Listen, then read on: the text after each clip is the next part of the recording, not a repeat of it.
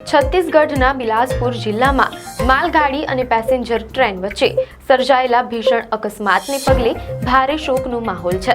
આ દુર્ઘટનામાં અત્યાર સુધીમાં આશરે 6 થી વધુ લોકોના મોત થયા છે, જ્યારે ઘણા મુસાફરો ગંભીર રીતે ઘાયલ થયા છે। ટક્કર એટલી ભયાનક હતી કે પેસેન્જર ટ્રેનનો કોચ માલગાડીની ઉપર ચડી ગયો હતો। અકસ્માત બાદ એનડીઆરએફ, પોલીસ અને સ્થાનિક વહીવટી તંત્રે તરત જ બચાવ કામગીરી હાથ ધરી હતી। મીડિયા અહેવાલો અનુસાર રેલવે ઘાયલો માટે વળતરની જાહેરાત કરી છે। અકસ્માતની ઘટનામાં કોરબા પેસેન્જર ટ્રેન માલગાડી સાથે અથડાઈ હતી।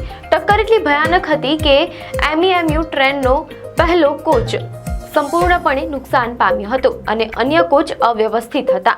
આ ઘટનાની સંપૂર્ણ તપાસ હવે રેલવે સેફટી કમિશનરના સ્તરે કરવામાં આવશે। જો કે અકસ્માતને કારણે કેટલીક ટ્રેનો રદ કરવામાં આવી છે અને મુસાફરોની મદદ માટે ઇમરજન્સી નંબર પણ જારી કરાયા છે। આવી જ ન્યૂઝ અપડેટ માટે ધ લોકસત્તા પેજને ફોલો કરો।